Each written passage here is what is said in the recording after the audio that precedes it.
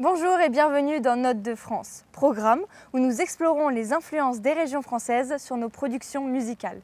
La semaine dernière, nous avons abordé comment a évolué la scène punk et métal en Loire-Atlantique. Et aujourd'hui, nous partons à la rencontre de jeunes et d'anciens passionnés de musique pour comprendre comment ces artistes parviennent à se développer localement, ici, dans l'Hérault. Pour mieux comprendre comment ces artistes parviennent à se faire une place, nous avons rencontré 3 talents aux univers très différents. Leïki, jeune rappeur montpelliérain en pleine ascension. Loïsa, chanteuse de R&B qui a su imposer son style en toute indépendance. Et enfin, le groupe incontournable de rock variété, Les Barbeaux. Nous allons commencer par aller à la rencontre de Leïki, jeune rappeur montpelliérain qui nous parlera de sa formation au son et à l'image.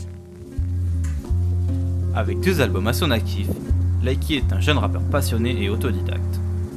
Résultat d'une formation en son, il puise dans ses apprentissages pour enrichir sa musique et affiner son prochain album. Aujourd'hui, il se rend chez son beatmaker Chaz pour avancer sur son nouveau projet.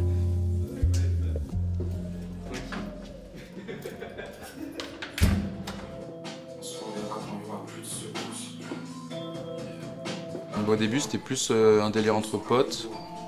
En fait, moi, au début, je prenais des textes de rappeurs que j'aimais bien. Et en soirée, on rappait genre pour le délire. Et après, petit à petit, j'ai écrit des petits trucs dans mon coin.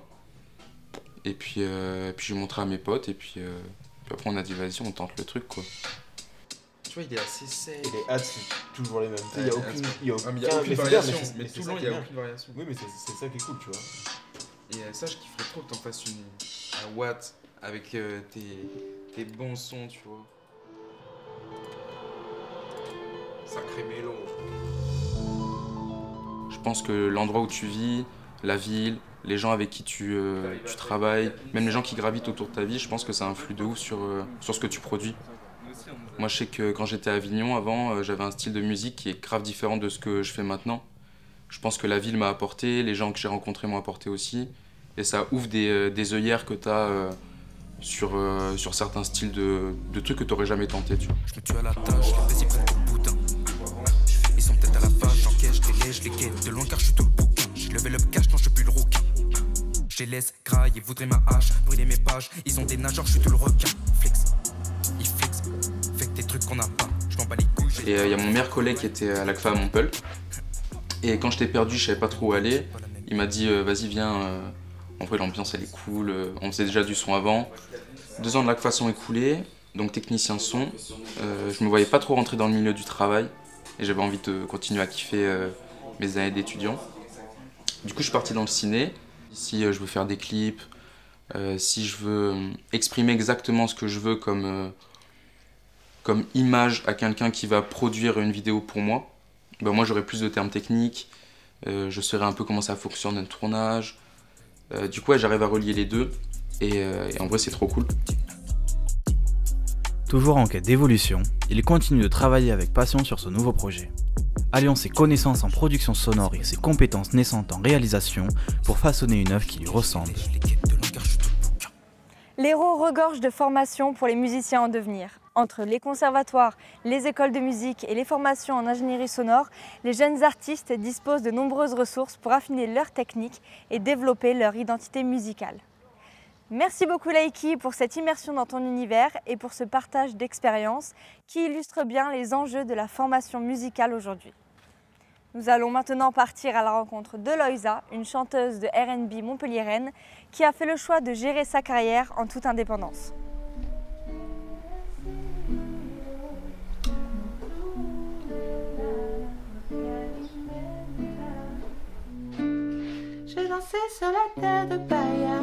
Je suis chanteuse,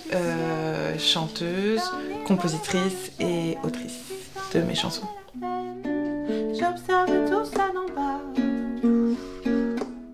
Je sais pas quand c'est devenu pro, quand j'ai commencé à prendre confiance en moi et quand j'ai commencé à me dire que je me voyais que faire ça en fait. Que tout le reste que je faisais, je pouvais faire plein d'autres choses bien évidemment, mais ça me paraissait logique dans la vie de faire de la musique et j'ai commencé à rencontrer des personnes qui m'ont fait comprendre qu'on pouvait gagner sa vie avec la musique.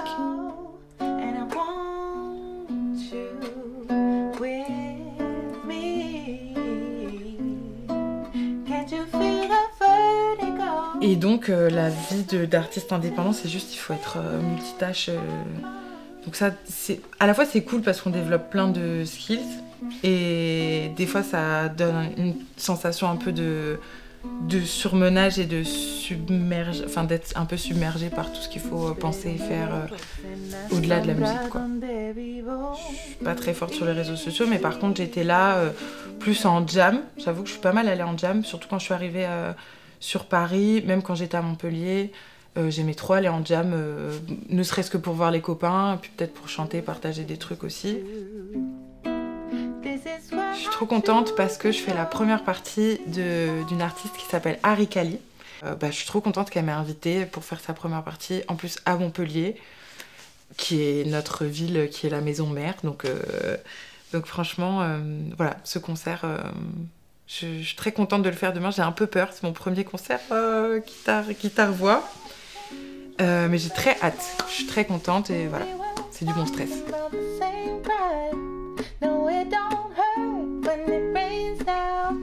Il faut répéter le plus possible, pas forcément la veille d'ailleurs. Les sportifs, ils répètent pendant des mois avant et la veille, ils se laissent tranquilles. Je pense que c'est pas une mauvaise technique. Moi, je fais la veille là parce que je suis nerveuse en fait. Bonsoir, le blackout. Ça va, je vous vois à peine, mais je sais qu'il y a que des gens qu'on aime dans la salle, donc je suis trop contente. You're still the one that I love, the only one I dream of. You're still the one I kiss goodnight. You're still the one. Développer sa carrière en toute autonomie est un choix audacieux, mais qui offre aussi une grande liberté de création. De la production musicale à la gestion de son image, en passant par la communication sur les réseaux sociaux, l'indépendance demande une organisation rigoureuse et un engagement total. Merci Loïsa pour cette plongée dans un monde encore méconnu du grand public, alors même qu'il représente près de 35% de la production musicale en France. Nous allons maintenant changer de registre avec Les Barbeaux, un groupe qui fait vibrer la scène musicale de l'Hérault depuis plus de 20 ans, notamment en faisant le tour des festivals du coin.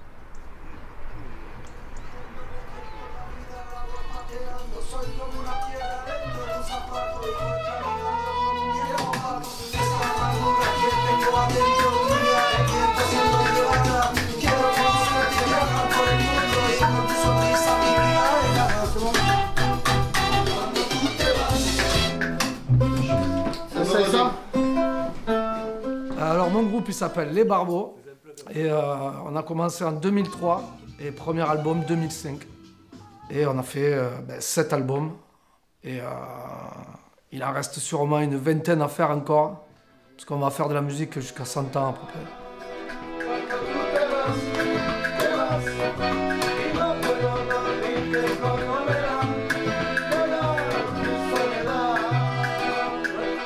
Alors on a commencé dans la rue, on a fait ça pendant presque 2 ans. Et au bout de 2 ans, on s'est dit, bon là c'est bon, la rue on la connaît bien. On avait envie de jouer dans les festivals. Et le festival, il permet la découverte. Il y a beaucoup de groupes qui ne sont pas connus. Et grâce au festival, il y a d'autres festivals qui vont te prendre. Et tu avances de festival en festival et tu te fais ton public. La seule technique que j'ai eue pour mettre un pied dans le festival, c'était d'aller jouer en stratégie, d'essayer de rentrer dans les loges et d'aller jouer dans les loges. Parce que dans les loges, il y a des programmateurs, il y a le big boss du festival, il y a les bénévoles. Et donc de là, tac, on a pu mettre un pied dans un festoche, se faire des copains et puis créer un lien qui nous a permis de pouvoir faire une paire de festivals et qui a lancé après l'histoire. Tu fais le tas, je fais la contre-temps. Ah ouais, le contre-temps. Allez, va. Demi-refrain alors. Refrain, dire, vas-y. Entier.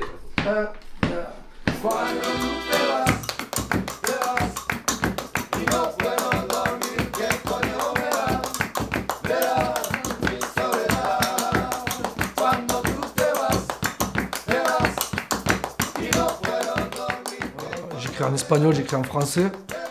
Moi j'amène déjà un texte et je pose une musique, une mélodie déjà. Et après, une fois que j'ai fait ça, on fabrique une pré-production. On l'enregistre avec l'ordinateur, on y rend des instruments. Ça, souvent, on le fait à deux. Et une fois que le truc il est plus ou moins monté, on le propose au groupe. Et à partir de là, on l'arrange tous ensemble.